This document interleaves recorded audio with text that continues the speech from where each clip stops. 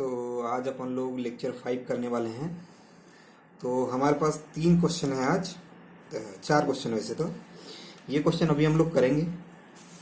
ये क्वेश्चन आप देख सकते हैं, ये क्वेश्चन आपके लिए होमवर्क रहेगा, इसमें आंसर दिया हुआ है। तो इसमें क्या करना है, इधर 600 न्यूटन का बल लगा रहे हैं। तो ये 2 ब्लॉक है, 2 ब्लॉक के रस्सी से लगे हुए हैं। तो रस्सी में कितना तनाव आएगा, टेंशन आएगा, वो बताना है। और इसका और इसका दोनों ब्लॉक का त्वरण क्या है वो बताना है, एक्सेलरेशन बताना है हमको ना। तो ये आंसर लिखे हुए हैं। वैसे ही ये 3rd क्वेश्चन है। तो ये भी क्वेश्चन आपको करना है। ये 3 ब्लॉक है, एक का द्रव्यमान m है, दूसरे का 3m है, तीसरे का 5m है। तो ये 16 न्यूटन का बल लगा रहे इधर पे अपन। तो इसको बोला स्ट्रिंग 1 है ना, धागा 1 और धागा नंबर 2। तो धागा नंबर 1 में कितना तनाव आ रहा है, वो 10 न्यूटन आंसर आएगा।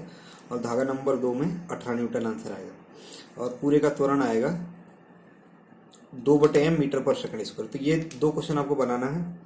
तीसरा क्वेश्चन भी आपके लिए होमवर्क रहेगा, जो क्वेश्चन जिसका आंसर आपको लिख करके हमारे टेलीग्राम ग्रुप में भेजना है।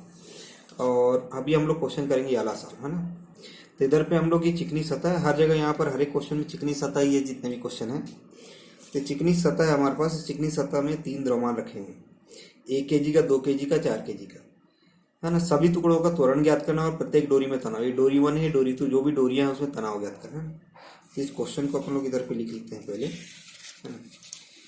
तो कुछ इस टाइप से है ना, कि ये चिकनी सतह है, ये 4 kg का एक ब्लॉक है, एक डोरी लगी हुई है, ये 2 kg का एक ब्लॉक है, और ये डोरी लगी हुई है, और ये 1 kg का एक ब्लॉक है।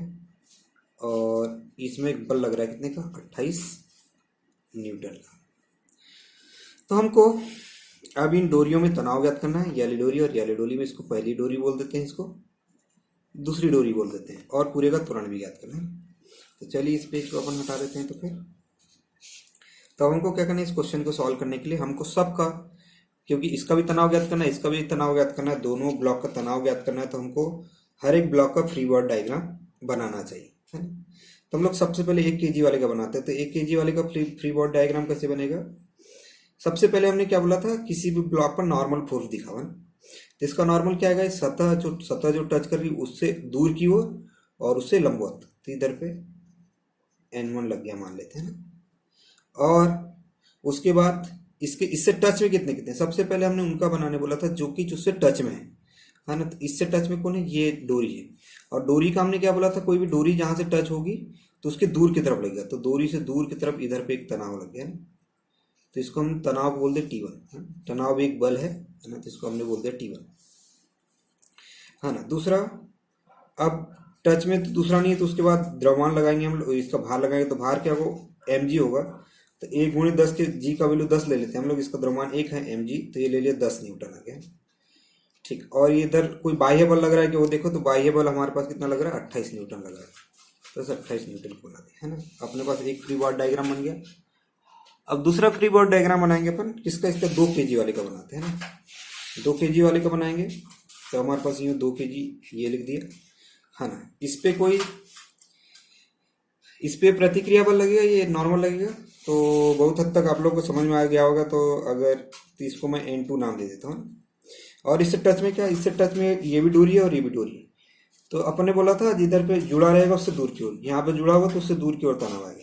तो इधर पे इस डोरी में ऑलरेडी तनाव हम लोग T1 बोल दिया था, तो ये T1 ही होगा। ये वाला डोरी, दूसरी डोरी में तनाव को हम लोग T2 नाम दे देते हैं, तो ये T2 हो गया। तो T2 बल आ गया उस पर। और क्या होगा, इसका अपना भार आएगा। जो जितनी चीज भी टच में थी सबसे पहले वो बनाने बोले थे अपन ने, फिर भार को लिखने बोले थे। तो भार क्या हो जाएगा, 2 × g, g का वैल्यू 10 ले लेते हैं, तो ये 20 न्यूटन हो गया, है ना। और कोई चीज पर कोई बाह्य बल और है नहीं, कुछ नहीं, कोई बल नहीं लगे। जैसे इसमें बल लग रहा था ना, वैसे इस पे कोई बाह्य बल, इस पे कोई बाह्य बल नहीं है ना। तो कोई तकलीफ की बात नहीं है ना। और ये तीसरा वाला क्या है, ये 4 kg है। तो 4 kg वाले का बना लेते हैं, है ना। तो 4 kg वाले में क्या, ये डोरी से संपर्क में है ना। तो डोरी से दूर की तरफ लगेगा। तो ये दूर की तरफ, डोरी का दूर की तरफ लगा दिया। तो ये इसको T2 बोला, क्योंकि डोरी 2 थी, है ना।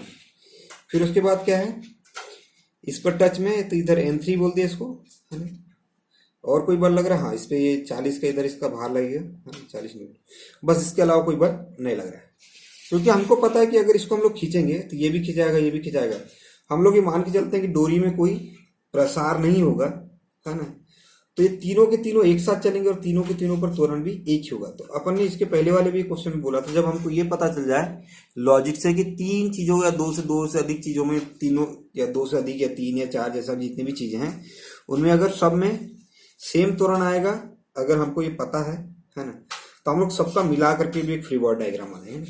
तो सबका मिला करके हम लोग फ्री बॉडी डायग्राम इधर पे बनाते हैं, है ना।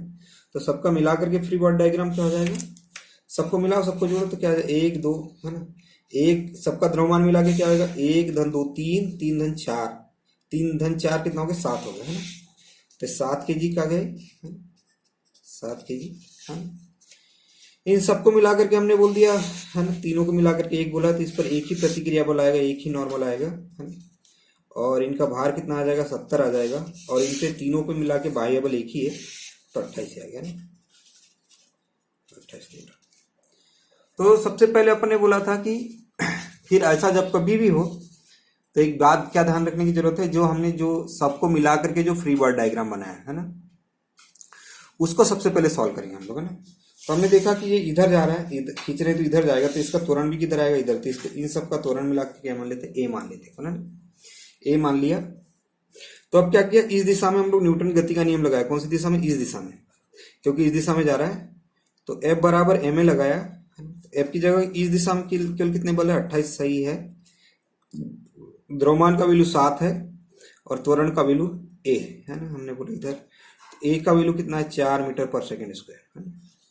तो ये जो 7 kg का जो त्वरण है a 4, वो इन सभी का होगा, क्योंकि ये सभी एक साथ ही जाएंगे, एक साथ ही चलेंगे, एक साथ ही चलेंगे, मतलब एक जैसे, है ना।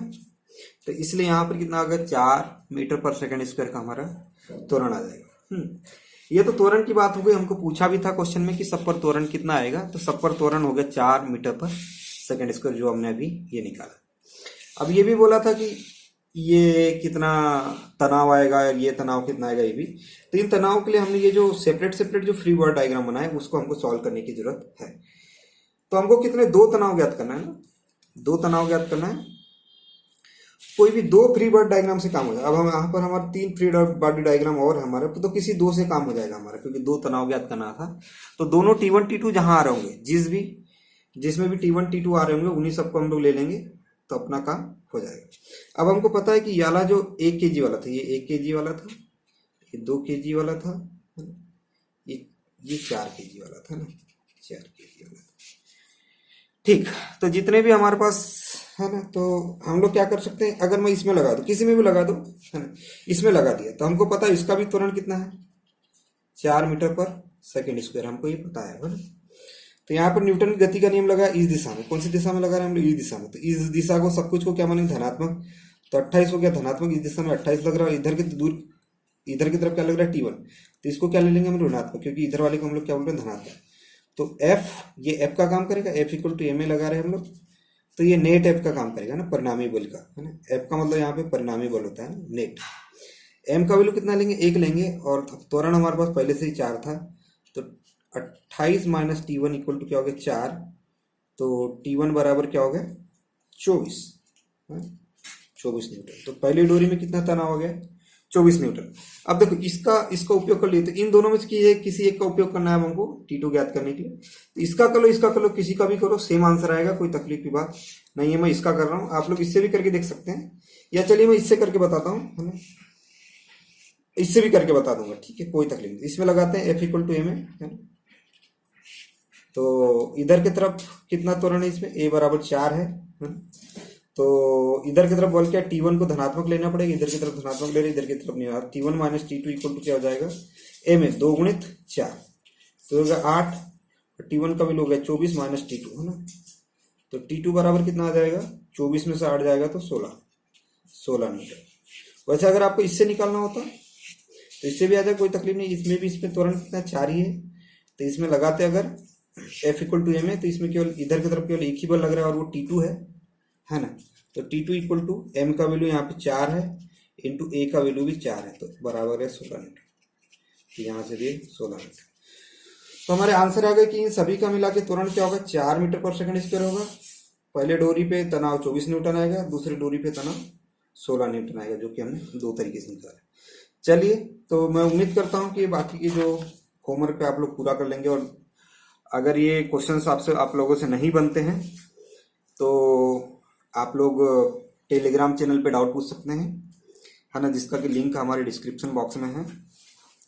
और चैनल को वीडियो को लाइक करें, और वीडियो को सभी दोस्तों को भी शेयर करें जितने भी लोग प्रिपेयर कर रहे हैं, और चैनल को सब्सक्राइब करके बेल आइकन को जरूर दबाएं, ताकि जब भी वीडियो आए तो आपको मिल सके। Thank you.